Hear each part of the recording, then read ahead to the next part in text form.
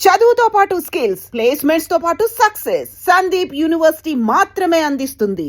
And మీ లైఫ్‌లో డబ్బుని ఎలా హ్యాండిల్ చేస్తారు? డబ్బుని ఎలా చూస్తారు? డబ్బుని ఎలా వాడతారు? ఈఎంఐల గోల మీకు ఉందా? లేదండి. అదొక్కటే లేదు నాకు. నేను ఎప్పుడు ఏది కొన్నా ఈఎంఐలకి సంబంధించి ఉండకూడదని అనుకుంటా. హ్మ్. ఒక ఒక కార్ కొనాలంటే మొత్తం పెట్టి కొనేస్తే బావుండని చూస్తా. Which is actually financially wrong ఇది. హ్మ్. ఈ మధ్య ఇన్‌స్టా రీల్స్‌లో వాటిలో కొంత ఎడ్యుకేట్ అవుతున్నాను చూస్తూ. ఇన్‌స్టాల్‌మెంట్‌లో తీసుకుంటే వచ్చే బెనిఫిట్ ఇప్పుడు 10,00,000 పెట్టి ఒక కారు ఒకేసారి కొనేసే కన్నా ఒక ₹1,00,000 డౌన్ పేమెంట్ పెట్టి ఇది ఇన్‌స్టాల్‌మెంట్ కడుతూ ఆ మిగిలిన 9,00,000 నా దగ్గర ఉన్నాయనుకోండి. ఆ 9,00,000 తీసుకెళ్ళి పలానా మ్యూచువల్ ఫండ్స్‌లో పెడితే over a period of time అదెంత జనరేట్ చేస్తుంది. పైగా కార్ ఫ్రీగా కొనేసినట్టు ఉంటుంది. హ్మ్. అలాగే రెంట్ హౌస్‌లో ఉండటం వల్ల ఎంత benefit instead of going for a own house. ఇవన్నీ ఈ మధ్య ఎడ్యుకేట్ అవుతూ coming to your point I never thought అంటే నాకు బర్డెన్ ఉండకూడదండి. అంటే హ్మ్. డబ్బుల కోసం నాకు ఇష్టం లేని పని నేను చేస్తున్నాను అది ఉండకూడదు. ఇష్టం లేని పనులు ఇప్పటికీ చేస్తున్నాను కాదంట్లే. కానీ ఆ డబ్బుల కోసం కాదు. హ్మ్. మొహమాటం అవ్వచ్చు, ఇంకో ఆపర్చునిటీ వల్ల కావచ్చు, ఏదో ఒకటి చేద్దాంలే అని దాంట్లో కావచ్చు కానీ అమ్మో! ఈ నెల ఎలా గడవాలి అది కాదు. Touch wood. పాయింట్ ఏంటంటే నాకెప్పుడు కూడా అమ్మో! ఫీజులు కట్టాలేమో లేకపోతే ఏదో డొనేషన్‌లు కట్టాలి అటు పిల్లలాగుంటే చెప్తున్నా. ఏదో ఫ్యామిలీ రెస్పాన్సిబిలిటీ మీరన్నదే చెప్దాం ఇవన్నీ ఎందుకు లేనివి ఉన్నవే. ఒక ఇల్లు కొనుక్కుంటే ఈఎంఐ అది అది నాకిష్టం లేదు. దానికన్నా ఒక రిటర్న్స్ జనరేట్ చేసి ఓకే. ఒక స్టేజ్‌కొచ్చిన తర్వాత ఓకే. వచ్చే విధంగా ఎలాగుంటాయి అటువంటి వాటి మీద చిన్న చిన్నగా ఈ మధ్య స్టార్ట్ చేశాను. అంటే ఆ కాన్షియస్ ఉందా? మనీని జాగ్రత్తగా చూడాలి అనే ఉంది. కాన్షియస్ ఉందా? ఉంది. కాపోతే ఎలా అంటే అండి, నేను చేసే సెలెక్టివ్ రోల్స్ గాని, నాకొచ్చే ఆఫర్సే తక్కువ. అందులో కొంచెం నేను సెలెక్ట్ చేసుకుంటాను. వాటిలో నాకొచ్చేది నాకున్న ఒక లావిష్ లైఫ్ స్టైల్ కానివ్వండి, ఒక సూపర్ కంఫర్టబుల్ లైఫ్ స్టైల్ గాని అలా సరిపోతా ఉంటది.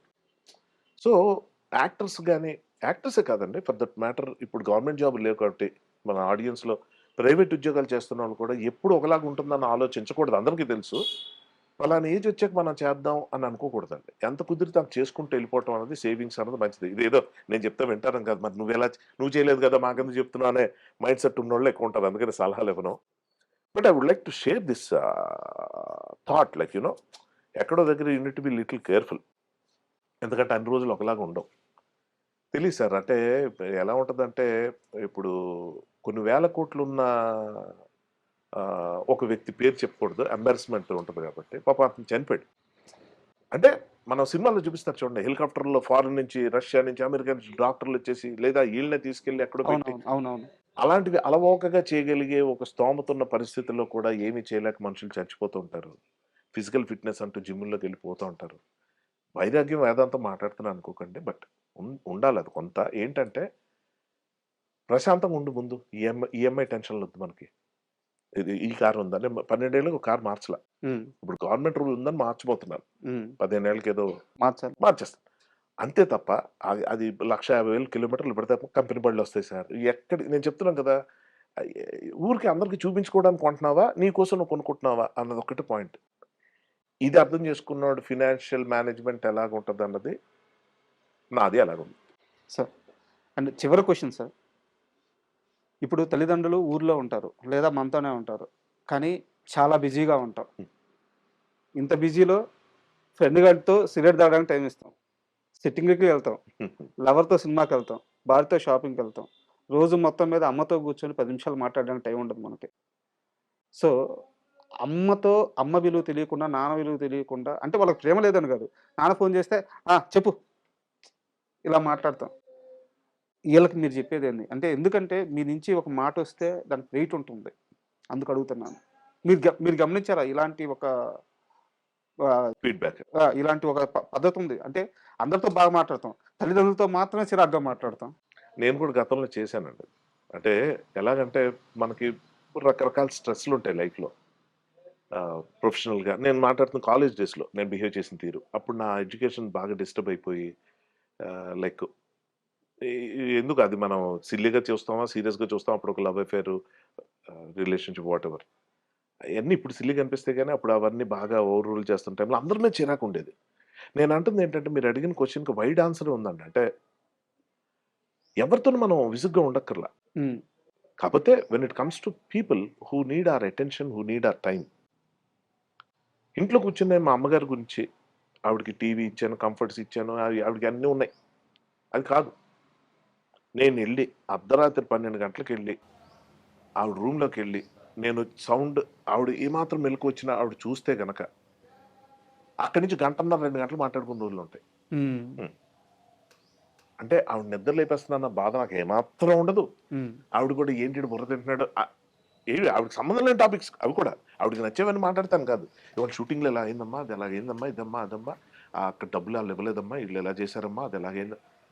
ఆవిడకి 80% అర్థం కాని టాపిక్స్ కూడా కొన్ని మాట్లాడతారు సార్. ఎందుకంటే ఆవిడకి మాట్లాడుతుంటే నన్ను చూడడం ఇష్టం. సార్ ఇది నాకు అర్థమైన తర్వాతే ఆవిడ ప్రేమ నాకు అర్థమైన తర్వాత నా ప్రేమ ఏమైనా ఉంటే చూపించుకునే ప్రయత్నం చేస్తాను.